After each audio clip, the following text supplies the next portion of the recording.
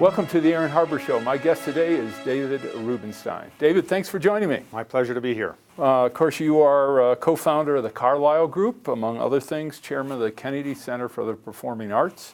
And I was most interested that you were a domestic policy advisor for President Carter. I was deputy domestic policy advisor for those 4 years. My boss, Stuart Eisenstadt, was the domestic advisor. Right. Actually, Stuart's been on the show and was just a wonderful guest. He's an impressive person, and he's written a great book about President Carter recently in the White House years. In fact, that's what our show was about. So you're prescient. We've also had President Carter on the show as well. Well, very impressive person as well. Yeah, it was a lot of fun. Tell me, I'd really like to talk to you about leadership. What makes for a great leader? Well, people have been studying that for generations, and people often wonder, are leaders born, or are they educated, or are they trained? And nobody really knows. Some people have leadership from the time that they're very young. Some people grow into it later in life. I think the three key things for a leader: be able to persuade people, and you persuade them in one of three ways. A leader has to be able to persuade people orally. You're a great talker. You're Martin Luther King, you're John Kennedy, you're Abraham Lincoln. Or you could be somebody who persuades by writing. You could write common sense, as Thomas Paine did, and persuade people by writing. Or you could be a leader by example. You could be George Washington sitting with the troops in Valley Forge in 1777, staying there. They're freezing. You don't have to be there. You could go to a nice home if you wanted to. But by leading by example, you are persuading people to do what you want. So I think leadership is about persuading other people to do what you think is appropriate. Can you teach a person to be a leader? I think you can try to. Obviously, our military academies try to do that, and there are leadership schools, leadership classes throughout all business schools around the country, and public policy schools. I think you can try to teach people, but in the end, somebody has to have the innate skills and the desire to be a leader. How about if you were to pick two or three people you think were great leaders or are great leaders, whether current or going back thousands of years? I mean, I'm sure you've considered this and been asked this. Who would be at the top of your list, and why? Well, I wish I had a brilliant new answer, but let me just start with some of the well-known individuals. In our country, by far the most impressive person who was President of the United States, the greatest leader, was Abraham Lincoln. He held the country together when many people didn't really want to hold it together, and he gave his life for it in the end. To me, he was the greatest president and our greatest leader. I think second would be George Washington.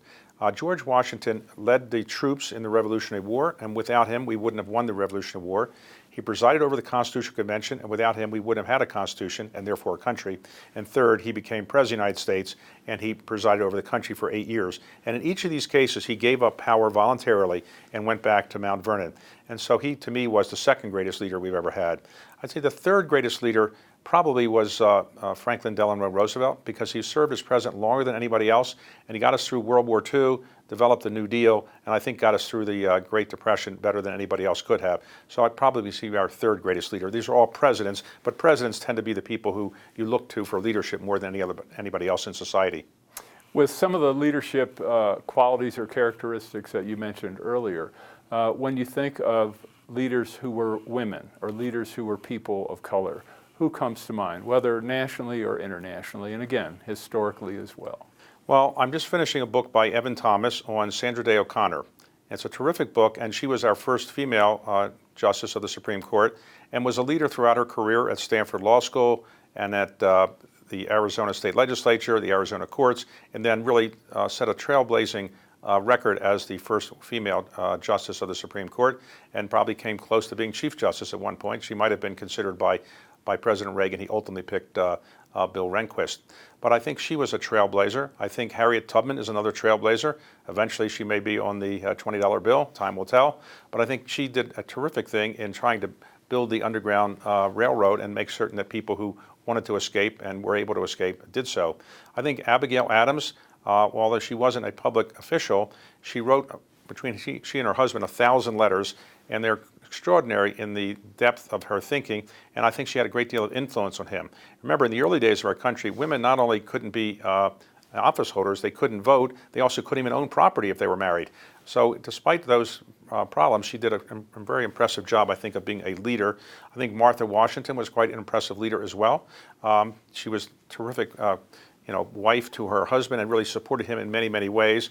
So I would also say Billie Jean King has been a terrific leader, a leader in athletics, but she did many other things to help, I'd say, make certain that people have equal rights in our country. I want to talk about finance, taxation, different economic issues. There seems to be a theory that's come into favor among some called modern monetary theory. Talk a little bit about that and your take on it. Modern monetary theory is a theory. It's not been proven, but the theory is that a country like the United States, which has a currency which is the reserve currency in the world, we can print all the dollars we want and people will buy them.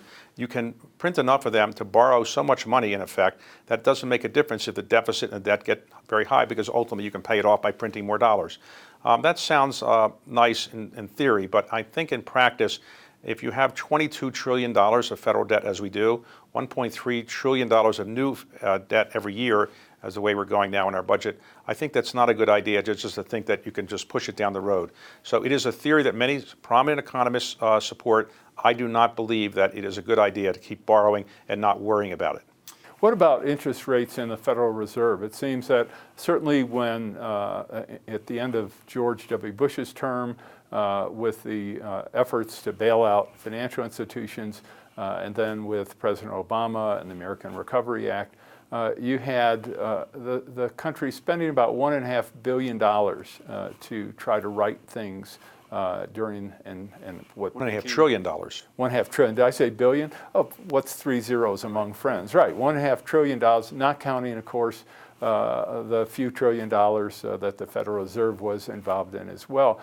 Was that, number one, was that good policy? And number two, where are we headed with deficits that large if we're going to continue to add $1 trillion a year to deficits, especially at a time when the economy is doing well?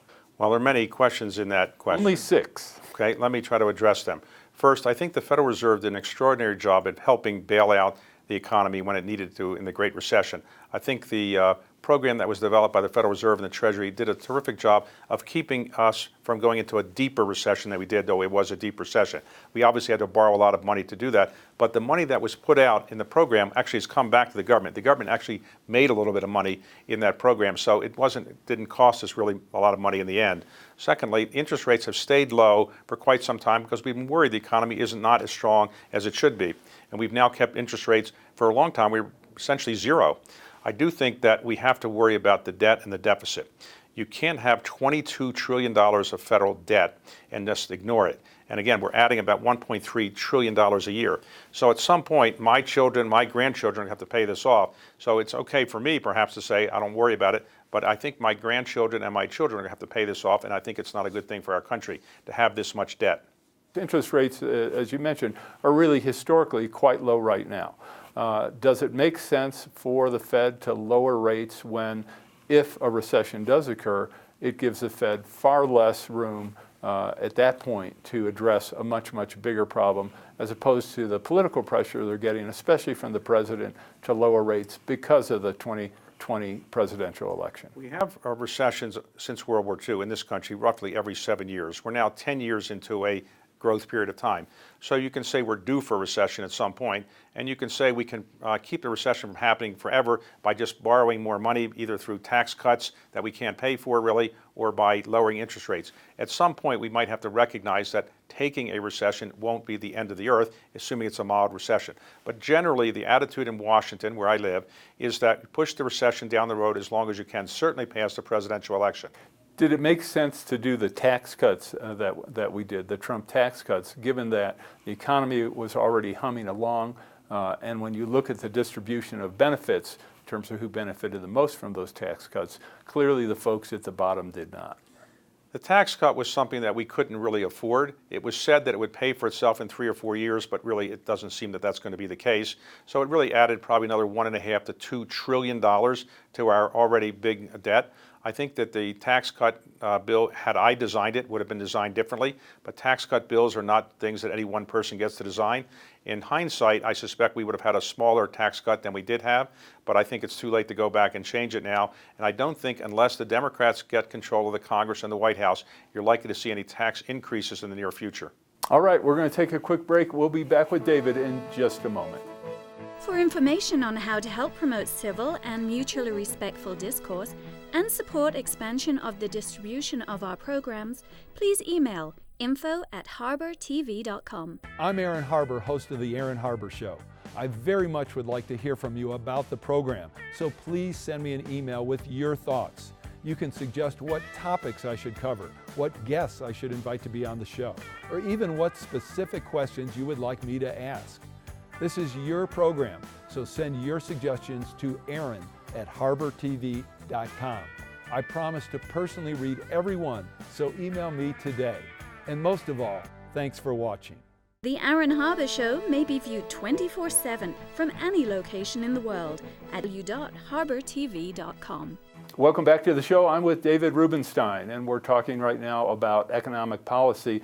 Does it make sense to take a look, for example, we've been talking about the deficit. You had the Simpson-Bowles Commission. Al Simpson, Erskine Bowles have been guests on the show. They came out with a report supported by a majority, but not a supermajority of their commission, really providing the country with a path to deal with some of these issues and actually help people at the bottom as well.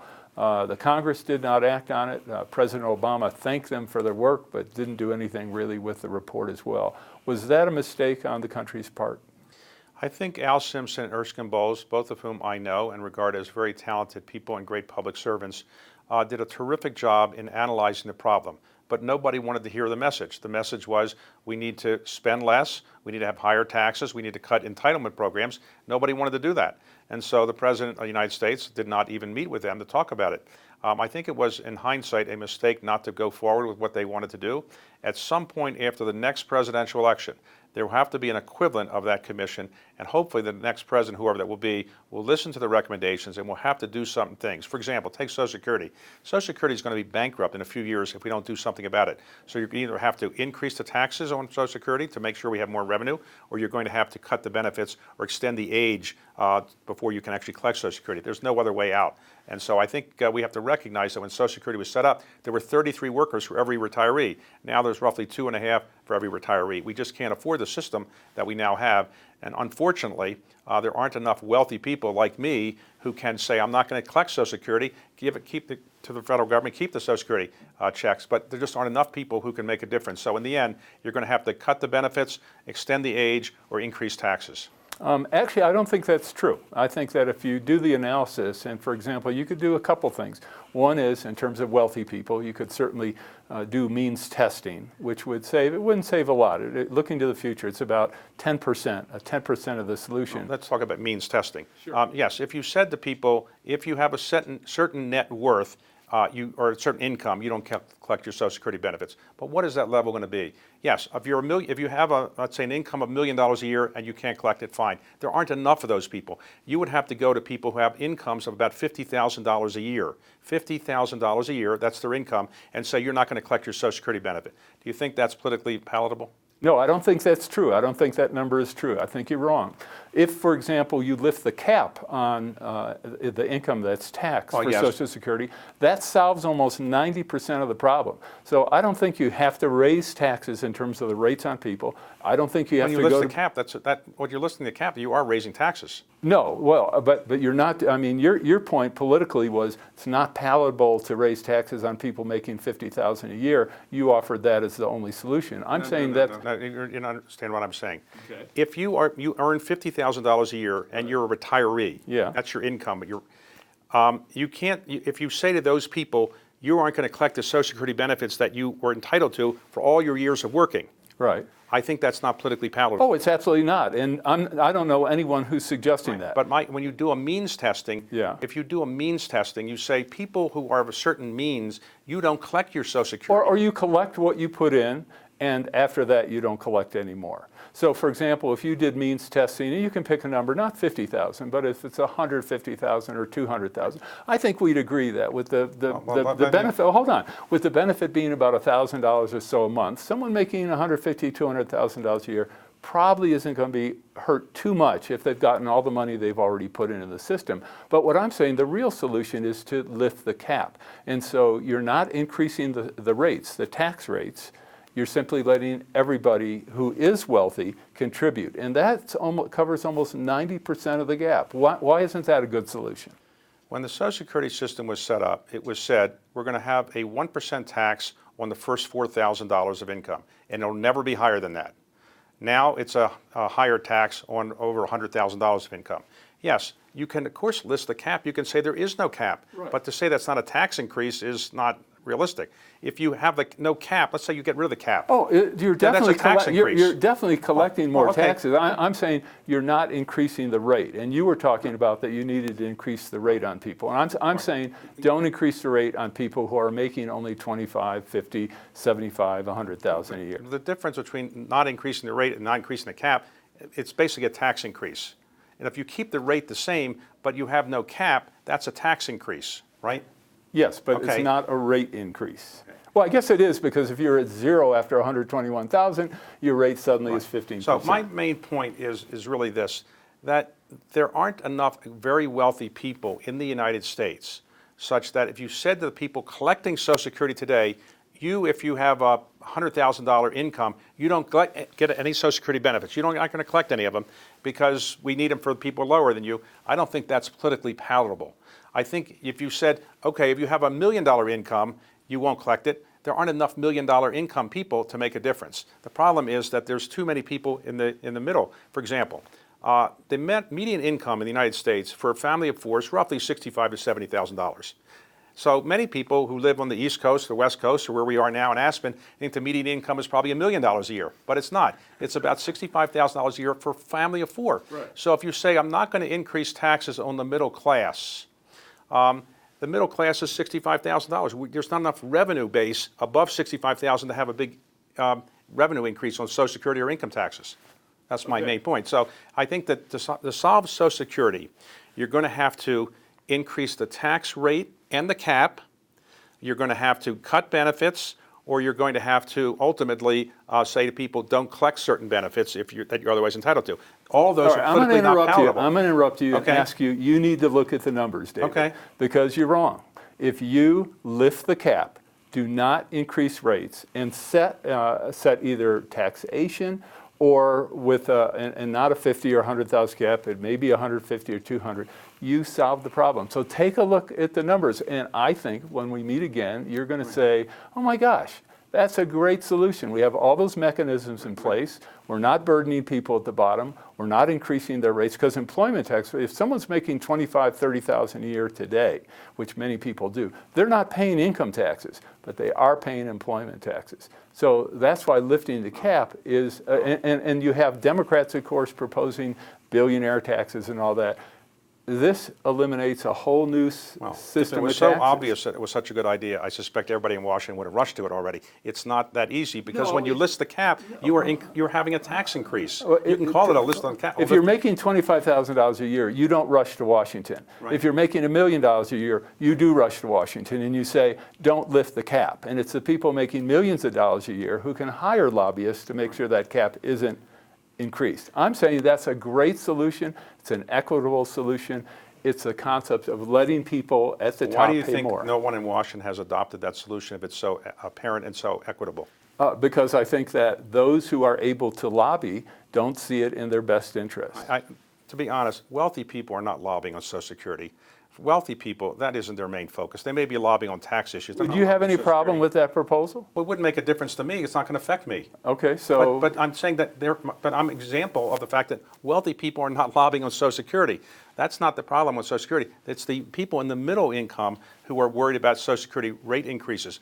And remember, that's why I'm saying I don't think your proposal is good, because you would increase their rates. No, there's no difference between a cap increase and a rate increase. You're increasing. Wait a minute, of course there's a difference between, how can you say that? Of course there's a difference between a rate increase and a cap increase. If you increase... You already said yourself earlier that in effect a cap increase is a rate increase. You just said that yourself.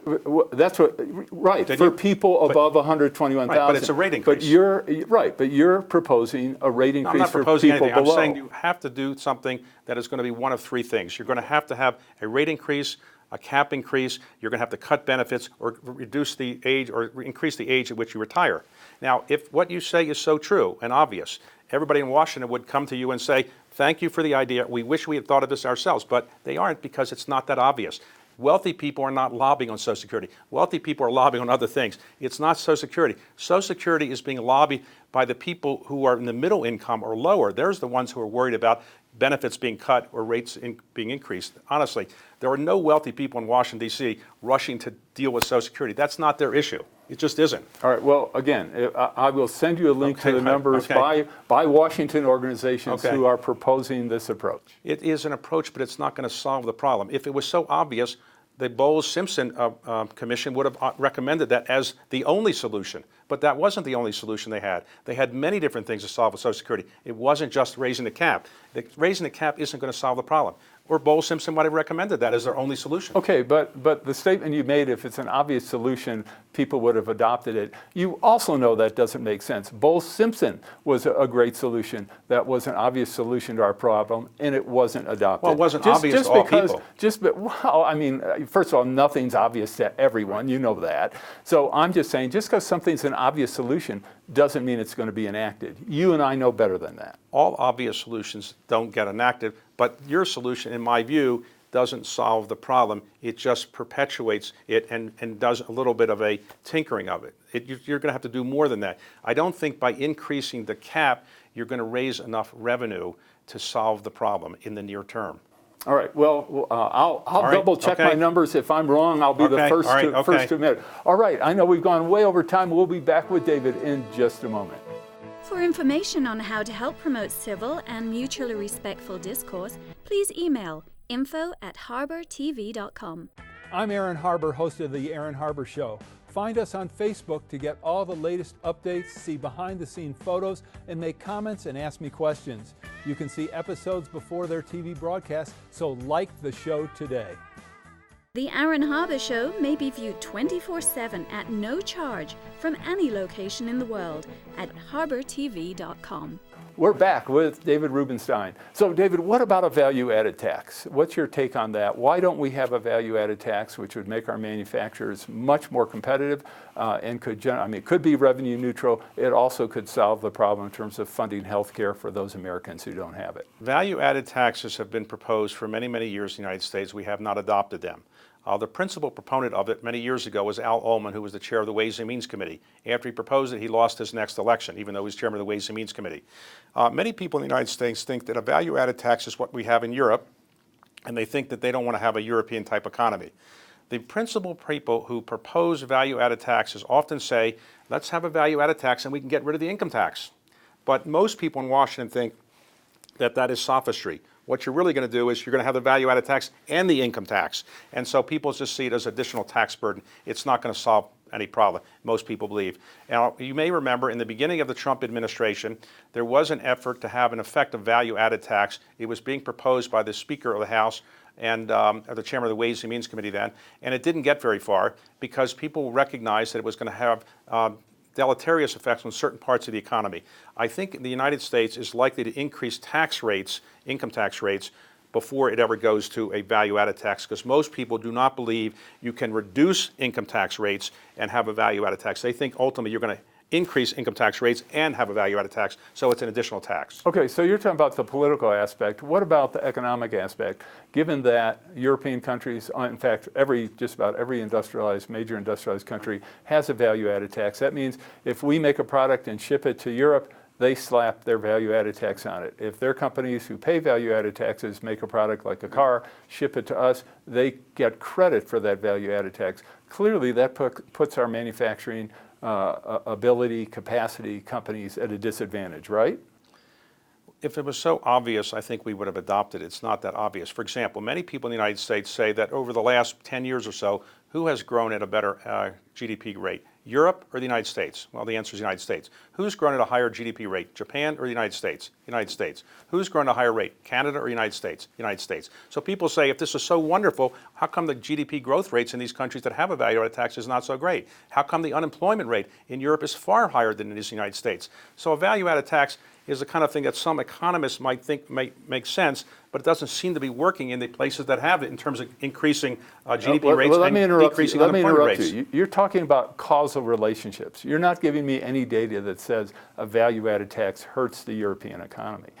When you'll have the opportunity, I don't see that data. And in fact, you could just as easily argue if the United States had a value-added tax, our economy would do even better. Well, you can always argue those things that don't make sense. I'm saying just like you're saying, well, because Europe's not doing as well as the U.S., it's because. But hold on. My point is, just because Europe at times is not doing as well as the U.S. doesn't mean that it's because of a value-added tax. It could be, but you're not giving me any data that says it. You're giving me a causal relationship. You're not giving me any data or study or anything reference that says that. I can get them for you. This is a little talk show. I didn't come prepared to do an economic debate, but I would tell you that most economists in the United States think that the value-added tax in Europe has not helped the GDP growth rate in Europe. Now, I didn't bring the studies with me. I wasn't prepared for that. Most people think we don't want to have an economy like Japan's, which is growing at 1% a year with a value-added tax. So most people in the United States who analyze it say, in the end, a value-added tax in theory may work, but it doesn't seem in practice to help the economies in which it operates. Okay, now in Congress and in the White House, there's talk of a border adjustment tax, which would accomplish the same thing. So do you think that's a bad idea? The border adjustment tax was raised by the Speaker of the House then, and it got nowhere. The President of the United States said he wouldn't support it. There was no support in the House. There was no support in the Senate. It's dead as a doornail. It's not going anywhere. There's no interest in it. One of the things that you're involved in is patriotic philanthropy. Talk a little bit about that. That fascinated me. Philanthropy is an ancient Greek word that means loving humanity. It doesn't mean rich people writing checks. So you can love humanity with your time, your energy, your ideas, and many people do that. And philanthropy is something that is very prominent in our culture in the United States. We are the biggest philanthropists as a percentage of any other country in the world. All philanthropy is patriotic in many ways, but I coined the phrase patriotic philanthropy to mean the kind of philanthropy that reminds people of our history, our heritage, and the kind of things that we did right or wrong in the past, and the things we maybe could do better in the future. So, for example, I bought a copy of the Magna Carta and gave it to the United States because we could have one copy in this country that reminds people of the importance of the Magna Carta, which influenced the Declaration of Independence. Or when the Washington Monument had its earthquake damage, I would fix it up, or I would fix up the Jefferson or the Lincoln Memorial or a Monticello, or things like that, remind people of our history and heritage. So that is something that I've tried to do. Many other people can do that as well, but that's what I've meant by patriotic philanthropy. How about learning history? One of the things that strikes me that there just doesn't seem to be the interest in learning about our history and the history of other countries as there used to be. Why is that? What can we do? I think the concern about STEM education and catching up with the Chinese in technology has reduced the interest in history and other social sciences. So history majors are at a low in our country's colleges right now. And as a result, people don't know as much about history as they should. We have a situation now where people can graduate from any college in the United States without having taken an American history course. You can graduate as a history major in 80% of the colleges in the United States without having taken an American history course. We know so little about history and civics that sadly, it was in a recent survey by the Woodrow Wilson Foundation, citizens of the United States, native-born citizens, were given a test, the civics test that you would take to become a citizen if you were a foreign-born citizen. A foreign-born citizen that takes this test, 91% pass it. It takes a 60 out of 100. 91% pass it. In the 49 out of the 50 states, the citizens that were given this test by the Woodrow Wilson Foundation failed. The U.S. citizens. The U.S. native-born citizens failed. The only state in which the majority of citizens passed was Vermont. The reason for that is we don't teach history very much. We've put it out of our curriculum because we figure we have to teach people science and so forth. So why should we learn about history? Well, a famous historian once said, those people who do not remember history are condemned to relive it. And as a result, I think we're not going to know as much about the mistakes we've made in the past unless we study more about them. Right now, it's hard to believe, but 3/4 of Americans, 75%, cannot name the 3 branches of government. And 1/3 of Americans cannot name even one branch of government. 10% of American college graduates believe that Judge Judy is a member of the United States Supreme Court. Well, given appointments these days, you never know, but I won't comment on that. yeah, not a good statistic. David, thank you so much for your time. My pleasure. Really appreciate it. Thank you very much. All right, that was David Rubenstein. Make sure you watch the show online as well. I'm Aaron Harber. Thanks for watching.